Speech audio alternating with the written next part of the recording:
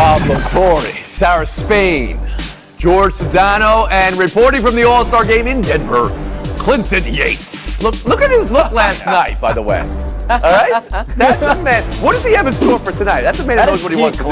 Man. Today, Team USA's shocking exhibition loss again, and the Warriors and Lillard. Could it be? Let's go.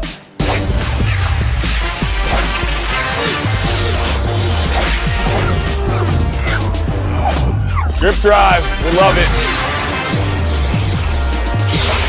Tonight's All-Star Game, 40 first-time All-Stars. That's more than half the field. Think of all the amazing stories there.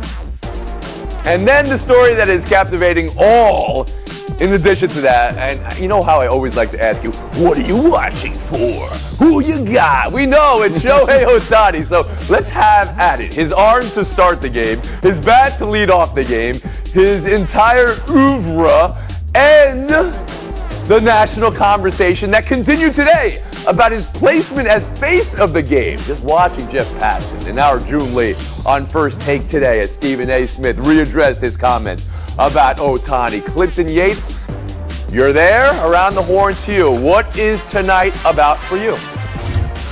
To me, what tonight is about a celebration of what this game, never mind this league, can really be. Let's not forget, there was no All-Star game last year. So the basic reconvening of everybody involved is something that, on a camaraderie level, is very noticeable. You talked about how many guys are first-timers here. You could tell people were happy about it. The diversity of the game is something that is very much on display, not just on the field, but physically around Denver as well. Everything this sport and this league can be is going to be on display, and it's all embodied in Shohei Ohtani. That guy is a skill level player on a completely different level, and he did it last night and played to the crowd, and it was fun, and he's going to do it again tonight. I mean, I got to say, just as a baseball fan in general, it has been very, very fulfilling to be here in Denver for sure. George Sedano, what is tonight about for you? Well, beyond Ohtani, obviously, which is the biggest story, I will add this to Clinton. It's not just the diversity. It's Major League Baseball finally embracing that diversity, which, look, at times it felt like that wasn't the case, okay, whether it was something they were doing purposely or not. They've embraced not only the diversity, but the youth of the game, and that is on full display here. And speaking of which, hey, this is your dad. This ain't your daddy's Toronto Blue Jays. This ain't the 90s anymore, but we got 4 Blue Jays in here, all acquired in different ways. International signing, Vladdy Guerrero Jr., right? You got Teoscar Hernandez via trade. You've got Bo Bichette, and you've got Marcus Semien. By the way, with Bo Bichette, you figure, oh, yeah, with his dad's name, of course he'd be a major leaguer. He was the 66th pick in the draft. Only 37% of guys picked that in that position make it to the majors, and he's already got the 4th best WAR. So shout out to the Toronto Blue Jays, baby. Let's go. Just an encyclopedia of information there, George Sedano. Pablo Torre, what is tonight for you? It's about Ohtani, Tony. It's about Ohtani for me for a week, a month, months now, the entire year. And this face of the game conversation, I am glad to have the opportunity to weigh in on that because, look, that is an invented title that's made up out of whole cloth. It's a title in search of a controversy. I understand that completely. But the reason why this whole thing with Stephen A. has resonated with me and so many Asian Americans and Asian people across the world is that we don't get many faces of anything. So the idea that here comes this guy who we should all be on our hands and knees thanking the sports god for, right? Please, Lord, thank you for giving us somebody who can do everything. Start an all-star game, be the face of a home run derby, do everything, right? The fact that we have this guy, I want everybody just realize we don't get this opportunity very often. The last time it happened was, Jeremy Lin in some respects. And what happened that time, right? There was, again, clumsiness, racial controversy. And so when an Asian person is the face of anything, what is that like? How do we talk about it? And in terms of Ohtani talking real quick, I just want to point this out. The wildest part about this whole thing is that he has been learning English. He has given speeches in English that are prepared. The reason he uses a translator is because he wants to be very careful about the words he says. And that, to me, is a lesson that a lot of us could heed. Thank you for that, Pablo Torre. Sarah Spain, what is tonight about for you?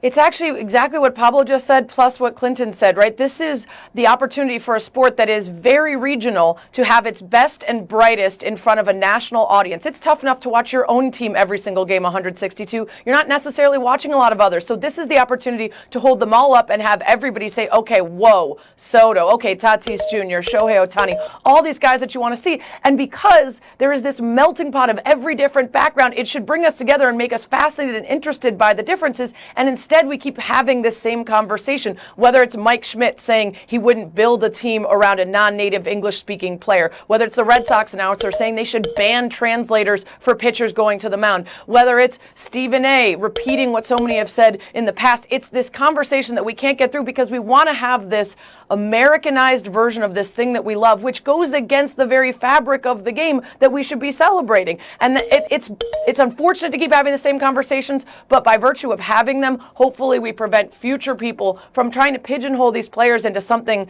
playing the white way, like the unwritten rules say, instead of embracing how much more fun it is when they're different. Clinton, I saw you on Baseball Tonight Live yesterday, and you said on its face, the face of the game discussion is myopic. Can you expand upon that a little bit? Because, and if I could just add, Pablo says it's an expression that's awaiting controversy. It's an expression that's awaiting debate. I think we can agree on that. No, I think Trout's is. I think Tatis is this. Yeah. Asking for controversy then approaches a place of insensitivity and worse. Go ahead, please, Clinton. It's myopic because it's forced in a sense of sort of American exceptionalism that because it's normalized to us, that it's the way that things should be. Baseball is a universal language. That's why people love it. If you don't accept how it comes from everybody, then you don't actually probably like it that much. And that's okay to say, but just be real about what is actually going on. And George Sedano, last word.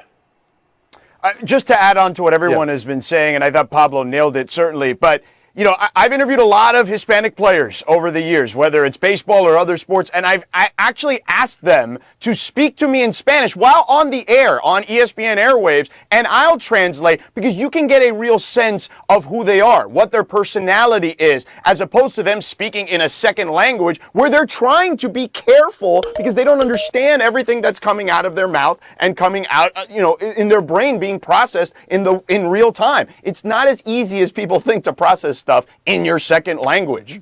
But it's well said, George, but then it begs a second question. Is this just about language? Or is this about what baseball struggled with for quite some time, though Clinton pointed out is making strides in a good direction, about other? What is other, right? In that negative connotation. I mean, this is the year baseball just recognized the Negro League statistics going back to 1948, just this year. That's the state of the game today. More on the state of the game came from Rob Manfred. I want to get your take on this. He said this afternoon he doesn't think 7-inning doubleheaders will be part of baseball's future. He also said he doesn't think the runner on second base, to start extra innings, might be part of baseball's future. So those changes, George, are those changes you can see happening? So I'm going to give you an answer, Tony, that you generally hate. It's yes and no, okay? Thank you. Yes, I think it's a bad idea. Hey, listen, I'm being honest. Yes, I think it's a bad idea for the 7-inning doubleheaders for all the reasons that have been displayed on this show for weeks, as we've been talking about this the entire season for months. But I kind of like the runner on second base. I was super against it at first. I do think it brings some added interest and intrigue to the game. I think it brings back strategy into the game. Small ball becomes more of a factor in that situation. So I like the latter part of it. Clinton, hearing that Manfred might think, those changes we made last year, let's get rid of them. What do you think of that? Well, let's remember that they implemented them in a short season, so I get why we sort of feel okay about moving away from them. The 7 innings I can do without, but the runner on second, ITB, International Tiebreaker Rule, they have that in softball. I love that rule. Okay. It makes extra innings more interesting. I can stay with that 100%. So maybe you are yes and no, like Sedano, who I took a point away of. You get it back now. Sarah Spade, how about you? Yes and no. I absolutely see that you should get rid of the shortened doubleheader games, and I know a lot of baseball purists won't like any of these rules continuing on. They're okay with them just being during a COVID season, but I like the runner on second because people on this show are also always complaining about too many extra innings games. I like it when it goes 15 and there's an outfielder on the mound. A lot of other people don't. This does allow for those games to end faster, and again, for that strategy and small ball to come to And play. Pablo Torre. man, does anybody know how to play this game? And by this game, I mean around the horn, because my answer will be simple. Yes and yes. I want both rules to stay. I like the shorter games. They shave like 35 minutes off of games on average, plus the new rule. Yes, you got to try to reach younger fans, try to do different stuff, get a little weird. I am here for weird and different. Yes, we see what you're wearing today.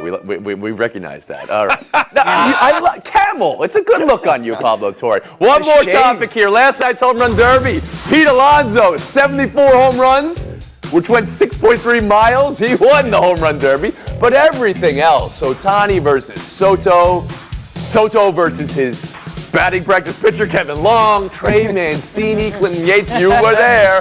Who won the night? Yep. I think it had to be Alonso. What people don't realize is that once Ohtani got knocked out, about 25% of that crowd just left. So it was on Alonso to keep those guys going up. He's out there hitting balls to Nas and Mobb Deep, who are from Queens, tremendous hip-hop legends. Yo, I was really excited about it. Yeah, it gets sense. I mean, it took your breath away, it looks like. George Sedano, who won last night? It's clearly Pete Alonso. Look at his bank account. He's now made $2 million as the winner of the home run derby the last 2 years. That's $600,000 more than he's made playing Major League Baseball. Sarah Spade, who won last night? Well, I appreciate Pablo asking if any of us know how to play this game when I could lose my next 100 shows and still have a higher winning percentage. Oh my goodness, she said it on national TV. That was the dead ball era. Oh no. The winner was us. Because we got Shohei, we got Soto, we got everything. The winner was us in baseball because it was really fun to watch. Pablo Torre, who won the home run derby? Pick up The person who should be the winner is a gentleman named Dave Joust, Tony. That is the 64-year-old Mets bench coach who was pitching to Pete Alonso, who deserves a cut of that $2 million, and who was lobbing softballs as easy as the one Sarah Spade likes to hit out of the park, talking about around the horn statistics. Really? That's where we are in the show. Pick up the pieces of your life. We have the image of Joust's pitch location. Check this out. Unbelievable. It's a legend. Unbelievable. Look at that location. One more thing. Shouts. And I have to credit the great comedian Roy Wood Jr. for alerting me to this. Forget about home run derby. Bring on the bunt derby. Yeah. Look at this. This is what I'm here for. Though in the major leagues, I don't know if we can pull that off. I don't think we have the guys for that. But it's like curling for baseball. We'll be back. And in the second exhibition, the U.S. lost again. When you again. make statements about, in the past, just blowing out these other teams, number one, you give no respect to the other teams. We've had very close games against 4 or 5 countries in all these tournaments. So the good teams do not get blown out. So when you make a statement like that, it's like you assume that's what's going on, and that's incorrect. Olympics in 12 days. Yesterday, after the loss to Nigeria, I asked the panel if gold was in doubt. Now, after the loss to Australia, George Sedano. And before tonight's game versus Argentina, I asked if this team and Popovich has the time and game to figure it out. Well, Tony, I do think they're going to get some reinforcements. Drew Holiday, Chris Middleton, Devin Booker. I think that will help. But the lack of continuity is a problem. The rest of the world is really good at this now. Look at this Australia team, who's a gold medal type favorite. They've got guys who have not only played together recently, but guys like Patty Mills and Chris Goulding have played for 15 years together. The U.S. doesn't have that. Clinton Yates. Yeah, also, a lot of these guys are adjusting to some things. First of all, their roster is too small, but the refereeing is an actual factor for a lot of these NBA players. But overall, sorry, the world has a lot of good teams now. I like this as a fan of basketball who is not necessarily concerned about USA hoops as a priority in my life. It's a good tournament. I like it. Sarah Spain. Yeah, but Australia has 7 new players and they've changed coaches twice in the last 2 years. That continuity argument isn't working as well for the U.S. as it used to. They have a problem with defense. They have a problem with size. And yeah, we'll see with a little bit more time, and especially when the stakes are higher, if the talent gets them over the hump. I think it probably will. But this is not about just continuity. George, you disagree with something Sarah just said. Please go ahead. I mean, again, Patty Mills and Chris Goulding have been the leaders of this Australian team and have played together since the under-19 days. Like that, you can't replicate that They when should guys are definitely just beat playing Dame pickup Lillard and games Kevin together. Durant then. Pablo Torre, you want to They're weigh not in as here? talented, but they have more continuity. Well, That's the argument. I will add some more facts and figures to Sedano and Spain trying to steamroll the entire show. I'll point out that Australia has 6 NBA players on it, right? Nigeria has 8. The idea that we're playing against Angola asking for photos with the Dream Team has been dead and gone. All right, we've had that discussion before. I mean, can we talk about Popovich for a second? I'm reading from Karen Phillips here, Deadspin. His system doesn't translate to star-studded teams. Is anybody buying that? Sarah Spain, you want to weigh in on that? I mean, if you're just looking at the record, Popovich has been kind of a disaster as head coach of this team compared to previous iterations. But you have to take into account how the world is catching up. Torre. Yeah, look, international play different from NBA play, right? Don't impeach Popovich's NBA resume for something that's very particular, which is the international basketball landscape. George. This is about guys committing for the long term. When we had the Redeem team, those guys were committed for several years. We haven't had that in a long time. We'll move on. 2 could-be game-changing NBA reports today. Shams Charania reporting the Sixers are shopping Ben Simmons. And the semantics always important here. And Charania writing Philly has engaged with other teams. And at the same time, the Athletic reporting the Warriors are looking at ways to land Damian Lillard. Start with Philly. Clinton, buy or sell the Sixers shopping Simmons? I'll sell that. If I'm a Sixers fan, I want this franchise to figure out how to make this guy a better player rather than try to replace him because of the skill set he brings and what they add to who they already have. Simmons, if he gets it together, could be a great player. Bring in somebody else who might be as good if they are, successful. I don't think that's Spain in the process. I'm buying getting rid of him because if he gets it together is such a big part of this, and I don't know if Philly is the place for it. I think he needs a fresh start. He will be better somewhere else, and they've done this enough times now to say this ain't working here. Still looking for people who are experts on Philadelphia. George Sedano, how about you?